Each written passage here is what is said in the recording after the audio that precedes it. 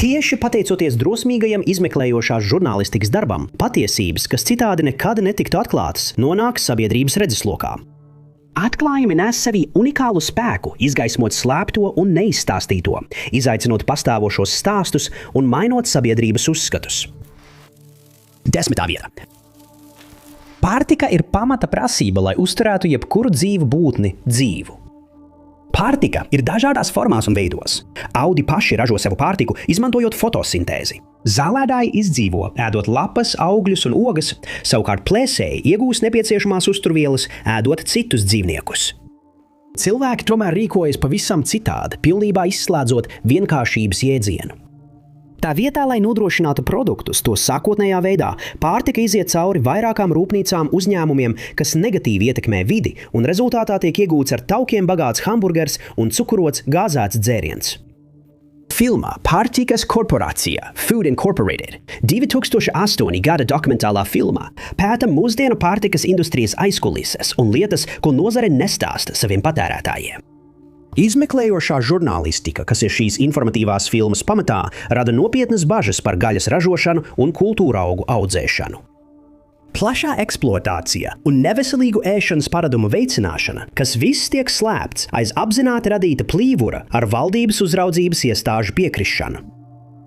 Filmas veidotājs Roberts Kenners bija tas, kurš pacēla plīvuru pār Amerikas pārtikas industriju, atklājot mehānizētu valsts pārtikas piegādes sistēmas aizkulisi un to, kā lielo korporāciju netīrās rokas vispirms gūst peļņu, nostādot patērētāju veselību, darbinieku drošību un dzīvnieku labturību otrajā plānā. Veicot plašas intervijas, izmantojot slēptās kameras ierakstus un iesaistoties izmeklējošā žurnālistikā, viņš atklāja visu šo kļūdaino sistēmu.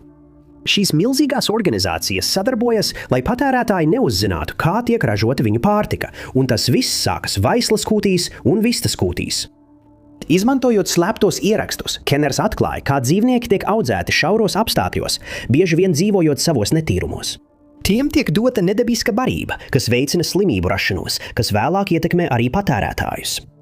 Vistas, govis un cūkas tiek turētas telpās ar ierobežotu vietu, dažas pat nespēja pat apgriezties. Šaurā dzīvesvieta tiek nodrošināta viena iemesla dēļ un tikai viena iemesla dēļ, lai samazinātu izmaksas. Lielākas telpas, iespēja brīvi pārvietoties un dabiskāki dzīves apstākļi būtu pārāk dārgi.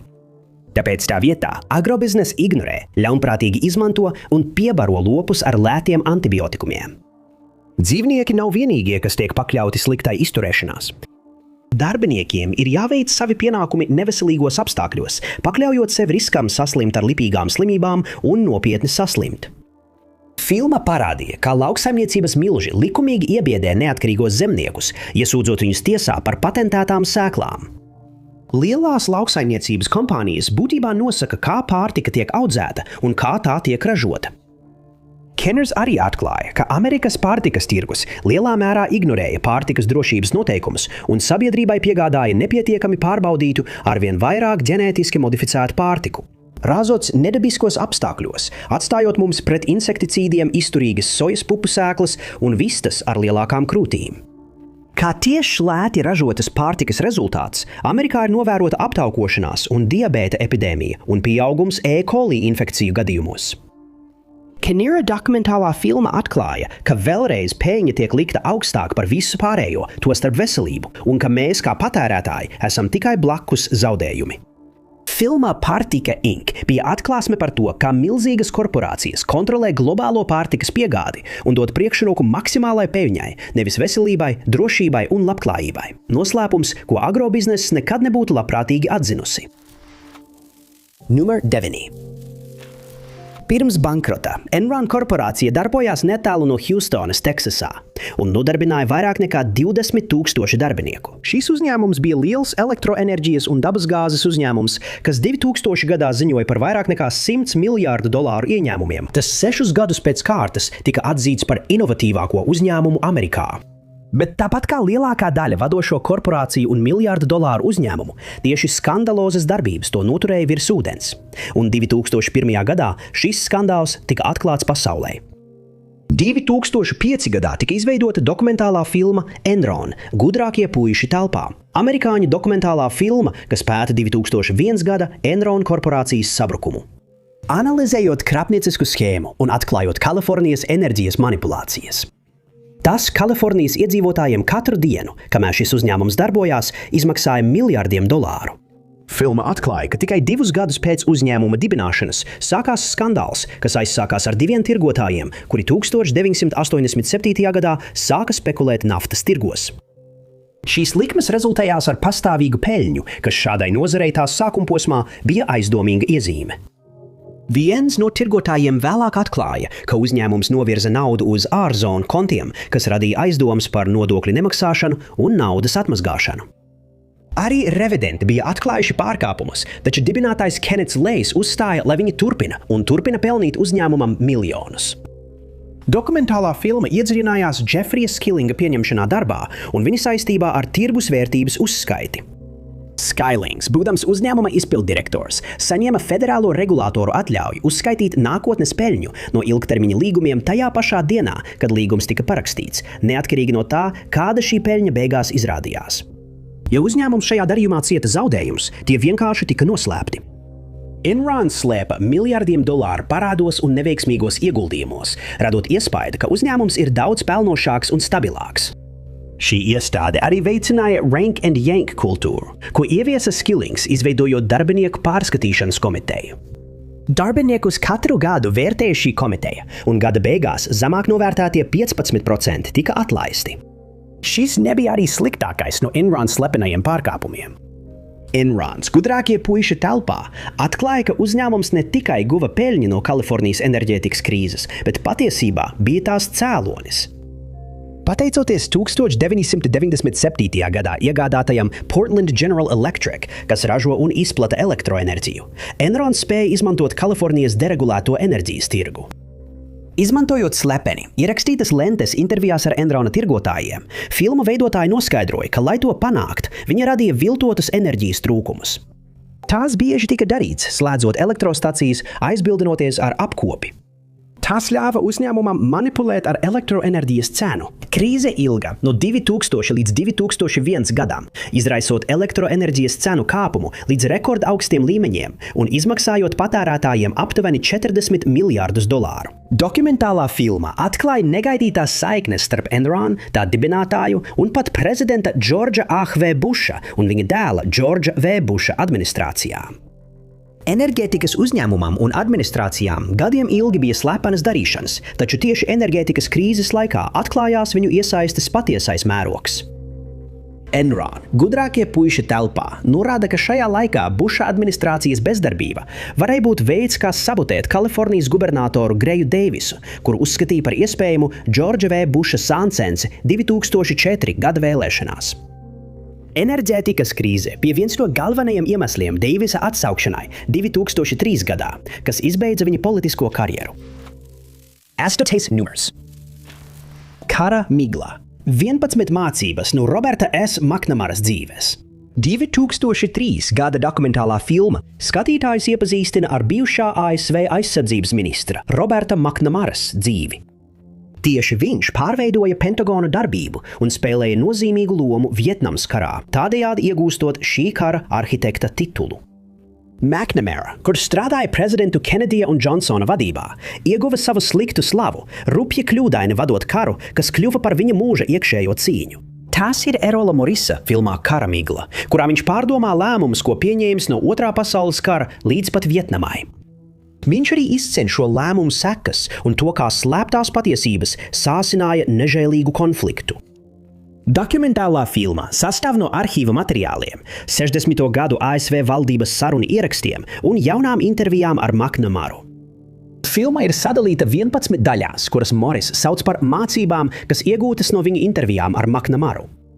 Pirmā mācība ar nosaukumu Iejūties sava ienaidnieka ādā atklāja, cik tuvu karš bija kodola apokalipsei. Šajā daļā viņš atzīstas, ka Kubas raķešu krīzes laikā Amerikas Savienotās valstis un Padomju Savienība bija atkarīgas no veiksmes, nevis loģikas vai racionalitātes. Viņš atklāja, ka krīzes laikā Džons Kenedijs centās atturēt Ameriku no kara, bet ģenerālis Kertis Lemē vēlējās iebrukt Kubā. Kenedijs vēlāk saņēma 2 ziņas no Nikitas Hruščova, kurš tolaik bija Padomju Savienības vadītājs. Maknamara raksturo šīs 2 ziņas. Viena bija maiga, kas atgādināja piedzērušos cilvēku lielā spriedzē. Šajā ziņā viņš aicina Savienotās valstis garantēt, ka tās neiebruks Kubā, un ja tāda garantija tiktu dota, raķetes tiktu izvestas. Otrā ziņa, kas tika raksturota kā stingra, saturēja nopietnu draudu pieskaņu. Mēs gatavojamies stāties jums pretī ar milzīgu militāro spēku, bija teikts tajā. ASV vēstnieks Maskavā personīgi pazina Hruščovu un uzstāja, ka Kenedijam jāatbild uz pirmo maigāko ziņu. Dokumentālajā filmā McNamara arī atklāja kara nozieguma apmēru un realitāti, kas līdz šim nebija redzēta. Izrādījās, ka Lemēja vadībā Amerika bija īstenojusi plaša mēroga gaisa bombardēšanas kampaņu, izmantojot aizdedzinošās ierīces. Šādas kampaņas atstāja 67 Japānas pilsētas smagi iznīcinātas. Piemēram, Tokija pēc šīs kampaņas bija iznīcināta par 51%. McNamara šeit uzstāja, ka ja sabiedrotie būtu zaudējuši Otro pasaules karu, gan viņš, gan Lemē tiktu tiesāti par kara noziegumiem. Izmantojot atslepenotus Baltānama audio ierakstus un McNamaras liecības, tika atklāts arī tas, ka viņš bija mudinājis Kenediju izvest padomniekus no Vietnamas, ko viņš arī bija izdarījis līdz 1965. gadam. Taču Džonsona prezidentūra šo lēmumu atcēla, uzskatot, ka viņi cīnās pret komunismu izplatību. Dokumentālajā filmā McNamara atklāja, cik ļoti šis pieņēmums bija kļūdains. Vietnamieši, kā aizdomājās ASV, nebija Maskavas marionetes. Viņš uzstāja, ka Amerikas līderi nesaprata Vietnamas tautu, tostarp viņu politiskos motīvus. Vietnama bija mazāk saistīta ar komunismu un tā vietā centās pretoties ārvalstu kontrolei, faktiski cīnoties par nacionālo neatkarību. Tomēr Amerikas līderi turpināja sāsināt Vietnamas karu, kā rezultātā abās pusēs gāja bojā miljoniem cilvēku. Armijas un civiliedzīvotāji pēc McNamaras teiktā gāja bojā, jo atteicās atzīt neveiksmi. Dokumentālā filma arī atklāja satraucošo patiesību par Tonkinas līča incidentu, it kā Ziemeļvietnamas kuģu veikto uzbrukumu. Iebrukums kalpoja par pamatojumu Džonsona lēmumam sāsināt Vietnamas karu, taču šis notikums patiesībā nemaz nenotika. McNamara atklāja, ka uzbrukums nenotika, taču viņš nevarēja apstiprināt, vai aiz tā bija kāds nodoms. Viņš gan var teikt, ka brīdī, kad tika pieņemta Tonkinas līča rezolūcija, Džonsons noteikti jau zināja, ka iebrukums nebija noticis. Fakts, ka likums, kas tika pieņemts, balstījās uz nepatiesu pieņēmumu, vēlāk tika klasificēts un apslēpts, līdz tas atkal parādījās pēc dokumentālās filmas Kara migla iznākšanas. 7. Edvards Snowdens ir amerikāņu izlūkdienesta līgumdarbinieks, trauksmes cēlējs un varonis. 2013. gadā viņš atklāja slepenu informācijas vākšanas programmu esamību, kas bija saistītas ar NSA, un šo programmu apmērs ir rūpīgi apspriests dokumentālajā filmā Citizen 4, ko 2014. gadā veidoja Laura Poitresa. Citizen 4 ir notikumu dokumentācija un kopsavilkums, kas sākās 2013. gada janvārī, kad žurnāliste Laura kopā ar Glenu Grīnvaldu saņēma šifrētu e-pastu. E-pasts tika saņemts laikā, kad žurnālisti strādāja pie topošā stāsta par uzraudzības programmām Amerikas Savienotajās valstīs. E-pasts bija no svešinieka, kurš sevi dēvēja par Citizen 4. Citizen 4 piedāvāja iekšēju informāciju par nelikumīgu noklausīšanos un Nacionālās drošības aģentūras, kā arī citu iestāžu iesaisti. Tajā jūnijā Laura, Glens un kameras devās uz Hongkongu, kur viesnīcas numurā viņi satikās ar Citizen 4. Tieši šeit e-pasta autors atklāja, ka ir Edvards Snowdens. Un tieši šeit viņš atklāja daudz slepenas informācijas, kas citādi būtu palikusi apslēpta. Šīs reālās dzīves trilleris atklāja vēl nepieredzēta privātuma pārkāpumu, ko atbalsta Amerikas Savienoto Valstu valdības uzraudzības programmas. Šajā dokumentālajā filmā Snowdens atklāja, kā NSA vāc un apstrādā datus par bankas kontiem, mobilo tālruņu sarunas, e-pastus, interneta meklēšanas vaicājumus un pat digitālos darījumus. Datu vākšana tika veikta bez izšķirības pret Amerikas pilsoņiem brīvības zemē. Milzīgais spiegošanas skandāls nebija ierobežots tikai ar augsta ranga personām vai svarīgu personālu. Tieši parastie cilvēki bija galvenie mērķi. Citizen 4 atklāja masveida metadatu vākšanas apmērus, kur valdība regulāri ievāca miljonu cilvēku telefonzvanu datus, neatkarīgi no tā, vai viņi tika turēti aizdomās par kādu pārkāpumu vai nē. Snowdens atklāja, ka viņi ievāca atrašanās vietas, zvanītos numurus un zvanu ilgumus. Pat sarunas ar savu banku nebija konfidenciālas, nekas nebija privāts. NSA uzraudzīja arī pasaules līderu saziņu, tostarp ievērojumu sabiedroto Eiropā. Viņi pieslēdzās viņu tālruņiem, izmantojot lielākos interneta un tehnoloģiju uzņēmumus, pārtvēra e-pastus, pārlūkošanas datus un, kā tika uzskatīts, arī personīgās sarakstes. Spiegošanas skandālu vēl satraucošāku padarīja tas, ka Edvards Snowdens atklāja, ka NSA nerīkojās viena pati.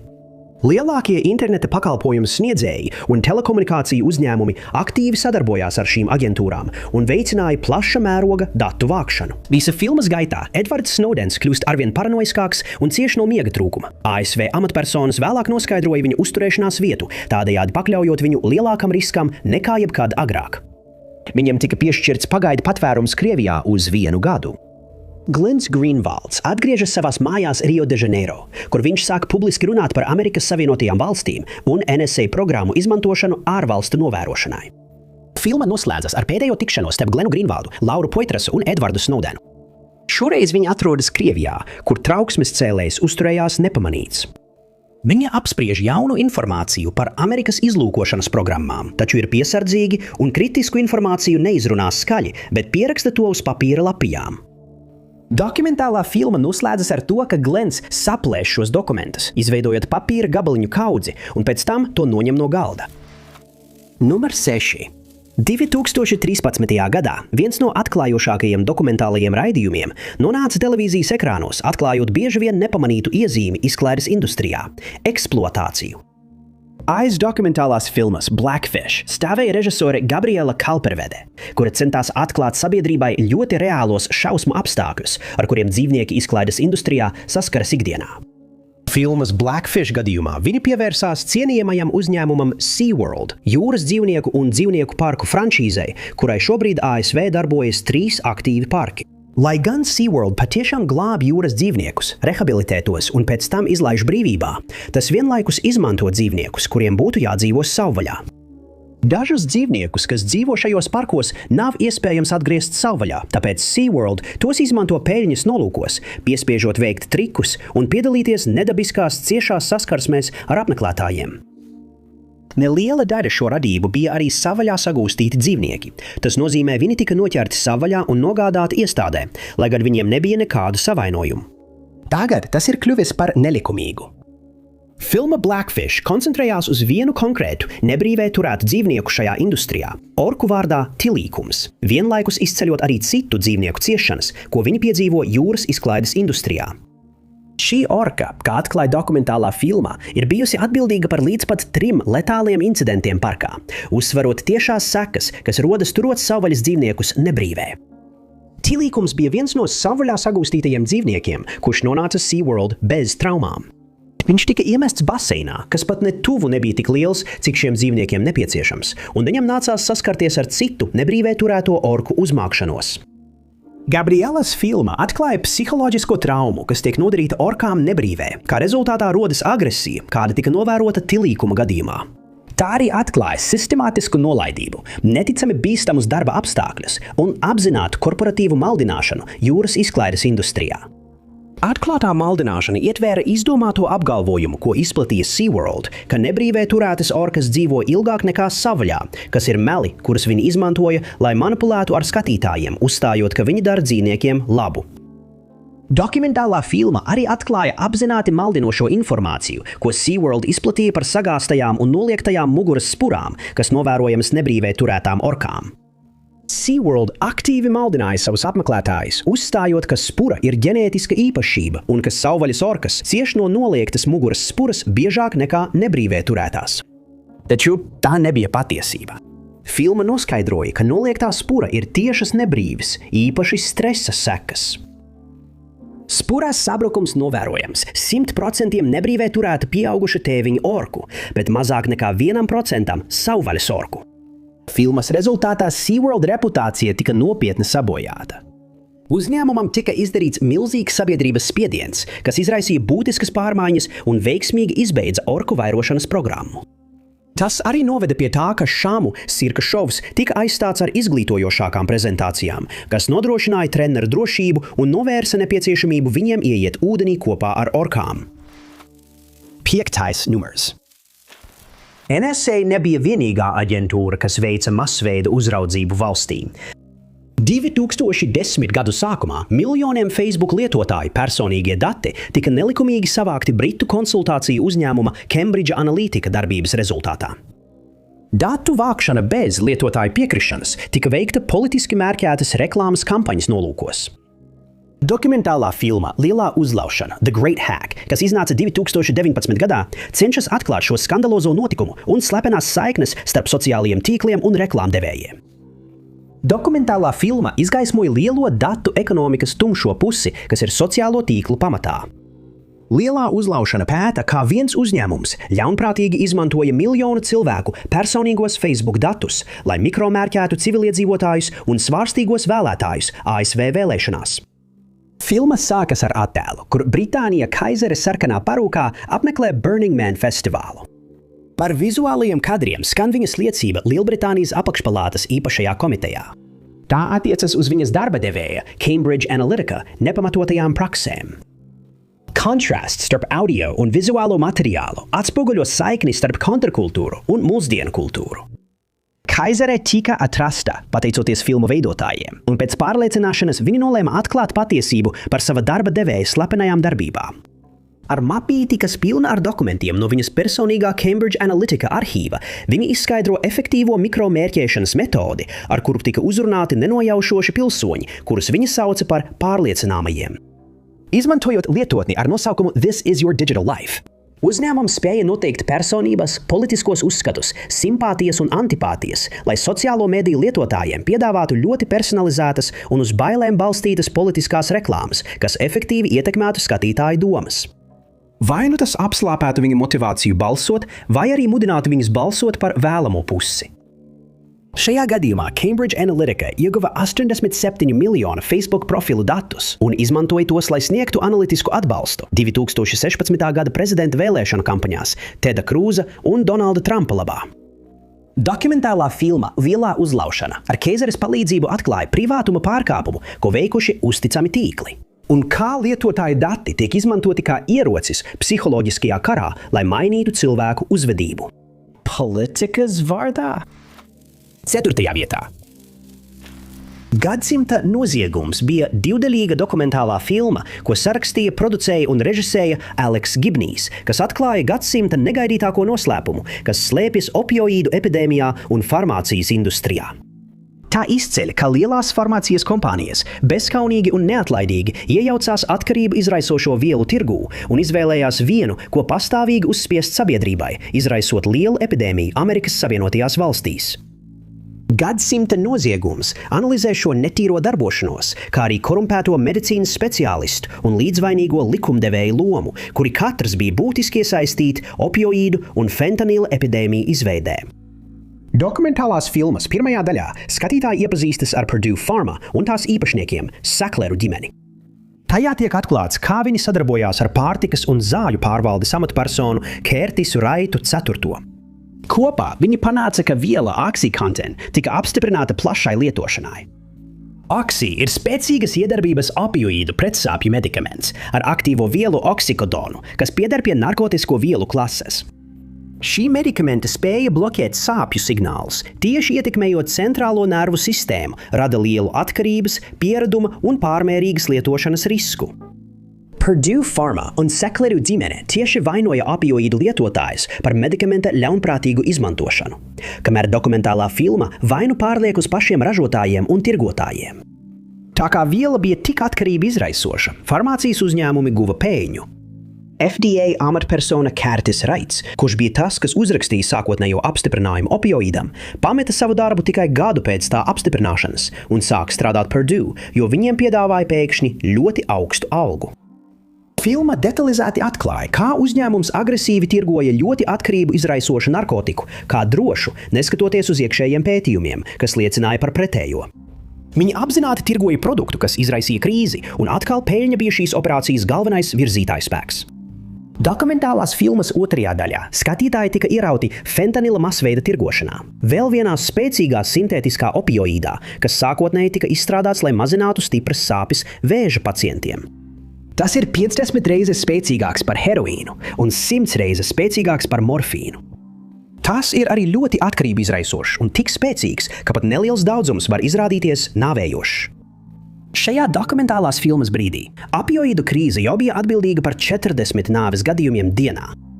Tieši tad Insys Therapeutics nolēma piekukuļot ārstus, lai tie pārmērīgi izrakstītu fentanilu kā daļu no lielākas, sarežģītākas schēmas, lai ar viltus mārketinga paņēmieniem apkrāptu apdrošināšanas kompānijas. Kamēr likumdevēji pievēra acis uz satraucošo narkotiku lietošanas veicināšanu. Šī izlikšanās to neredzēt, protams, nenotika bez atlīdzības. Narkotiku uzņēmumi, piemēram Insys Therapeutics, maksāja kukuļus likumdevējiem, lai pārrakstītu likumdošanu un virzītu šo vielu tirgū. Dokumentālā filma Gadsimta noziegums arī atklāja, kā federālie aģenti no DEA, kuri mēģināja noskaidrot krīzes izcelsmi un apturēt masveida tablešu plūsmu, tika sodīti, tad kongress viņus atstādināja no darba. Trešais numurs. Tas bija Seymours Hersh, kurš daudzus gadus pavadīja politiskās žurnālistikas priekšējās līnijās, vācot informāciju, izmeklējot skandālus un koncentrējoties uz Amerikas Savienoto Valstu iesaisti ārvalstīs. Viņa plašā reportāža un atmaskojumi kulminēja apjomīgā, rūpīgā dokumentālajā filmā, ko veidoja Laura Poitera un Marks Obenhaus. Ar nosaukumu Aizsegs, kas pēta Hersha neatlaidīgos centienus atklāt sistemātisku maldināšanu, valsts sankcionētu vardarbību, politisko viltību, zvērības un valdības ierosinātus piesegšanas gadījumus.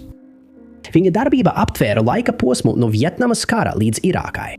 2025. gada dokumentālā filma piedalās pats Hersh, kurš piekrīt apspriest savu karjeru, atklājot noslēpumus, ko viņš uzzinājis un sniedzot vēl nebijušu piekļuvi visam savam darbam. Plaši viņš apspriež savienoto valstu kara noziegumus Vietnamas kara laikā, tostarp arī tos, kas saistīti ar My Lai slaktiju. Pēc oficiālajiem vēstures avotiem, armija šo operāciju slavēja kā uzvaru par Vietkongu, slēpjot pierādījumus par to, kas patiesībā šajā notikumā notika. Hersh tomēr atstāstīja šausminošo liecību, ko sniedza iesaukts karavīrs, kurš atkārtoti aprakstīja slaktiņa nežēlību, kā mērķi bija simtiem neapbruņotu Vietnamas civiliedzīvotāju, kā viņam leitnants Viljams Kalijs pavēlēja nošaut bērnu grupu, kuriem viņš tikko bija devis konfektes. Kamēr viņi stāvēja armijas izraktā grāvī, kas galu galā kļuva par masu kapu, Hersh dokumentālajā filmā atklāja arī operāciju Menu, slepenu taktisku degbumbu kampaņu, kas tika īstenota Austrum Kambodžā Vietnamas kara laikā. Viņš apgalvoja, ka no 1969. gada 18. marta līdz 1970. gada maijam ASV strateģiskās aviācijas pavēlniecība izraisīja posta šajās bāzes teritorijās un patvērumos. Šī kampaņa bija pazīstama kā operācija Menu, kurai tūlīt sekoja operācija Freedom Deal, kas bija vērsta pret daudz plašāku Kambodžas teritoriju. Politikas žurnālists arī atklāja zvērības, kas saistītas ar Abu Graibas spīdzināšanas skandālu Irākas kara laikā, un to, kā tās izdarīja arī ASV armija. Hersh ziņoja par slepeno spīdzināšanas operāciju, ko veica armija un CP izlūkošanas iegūšanas aizsargā, lai gan patiesībā tā bija cilvēktiesību pārkāpšana. Aizturētie tika pakļauti fiziskai un psiholoģiskai spīdzināšanai, kā arī pazemojumiem un citiem neizsakāmiem noziegumiem. Filmā Cover Up Hersh atklāja, kā valdība centās noslēpt iemeslu, kāpēc gāja bojā 6000 aitu un saslima to ganu. Taču žurnālists bija atklājis noslēpumu, ka saslimšanas bija radušās noplūdes dēļ no dagvejas izmēģinājumu poligona. Iestādes, kas nodarbojas ar ķīmiskās, bioloģiskās un radioloģiskās aizsardzības aprīkojumu. Katrs aizklāšanas mēģinājums, sazvērestība, skandāls, noslēpums un slepena operācija, ko Seymours Hersh atklāja šajā dokumentālajā filmā, bija viņa padziļināto izmeklēšanu rezultāts 60 gadu ilgās karjeras laikā. Otrajā vietā Maikls Kērks, Martiņš Smits, Džims Gilmors un Maiks Veisers kopīgi producēja visaptverošo dokumentālo filmu Amerikas Savienoto Valstu noslēpumi, kas pēta vispretrunīgākos digitālā laikmeta jautājumus. Masveida uzraudzība, īpaši Amerikas Savienotajās valstīs.